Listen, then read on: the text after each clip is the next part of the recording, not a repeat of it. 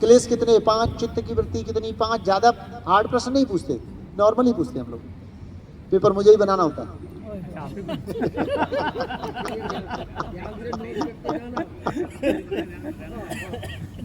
ये चिंता नहीं करो, बहुत आसान पेपर बनाते हैं। तो क्लेश क्या है? 5 अविद्या। अविद्या क्या है? अविद्या अस्मिता। देखिए, अविद्या क्षेत्र उत्तरेषां प्रसुप्त तनु विच्छिन्न उदाहरणाभ्याम। अविद्या का क्षेत्र बड़ा ही विशाल है। अविद्या है अधूरा ज्ञान, विपरीत ज्ञान। जिस व्यक्ति को ज्ञान नहीं है वो अविद्या नहीं है। मान लीजिए आपको कहीं जाना है, रास्ता नहीं मालूम तो आप पूछ के जाओ, लेकिन एक बार किसी के साथ गए थे, गाड़ी वो चला रहा था, ध्यान ठीक से नहीं है, लेकिन पूछ इसलिए नहीं है, मैंने देखा है, मुझे पता है, तो भटकते ही रहो। अधूरा ज्ञान और विपरीत ज्ञान, इससे सबसे बड़ी अविद्या है।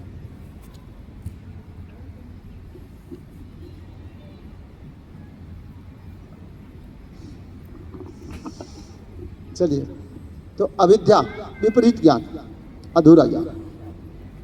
अस्मिता, अविद्या अस्मिता।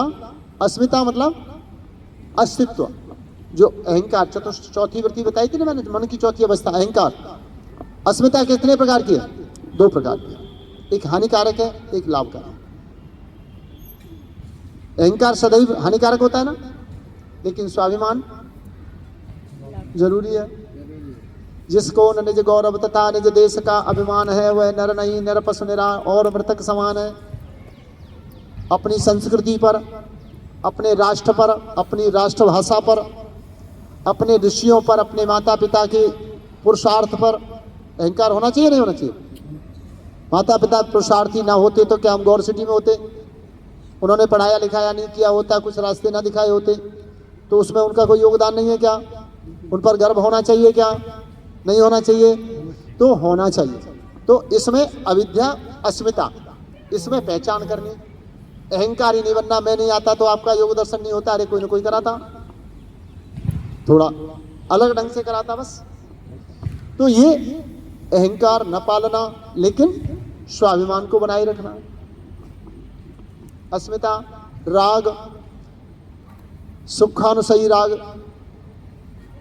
जो किसी कार्य को बार बार करने की इच्छा, राग।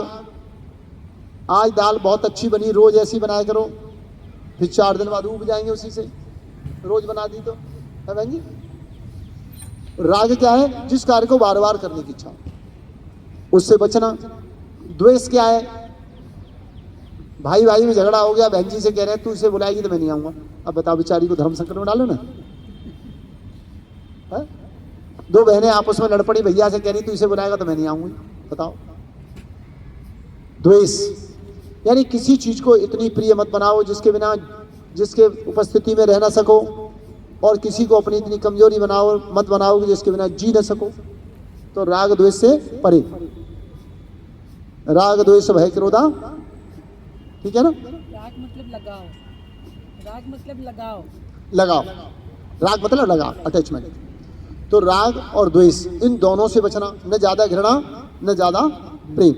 उदाहरण, दुख सुख निग्रह तपाता, तो उसी तरह की हर एक परिस्थिति में शत्रु भी कहीं मिलता है तो आपका मूड खराब ना हो, ठीक है, वो भी अपने काम से आया, आप अपने काम से आए, अपनी दूरी बना के रखिए।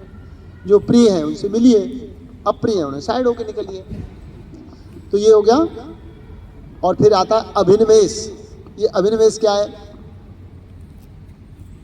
अभिनिवेश एक ऐसी चीज है जिसका भय विद्वान और मूर्ख सबको होता है। ये क्या है? मृत्यु का भय, है ना? सॉरी, इसका सूत्र मुझे थोड़ा सा विस्मृत हो रहा है, आ जाएगा आगे। जो हमारा मृत्यु है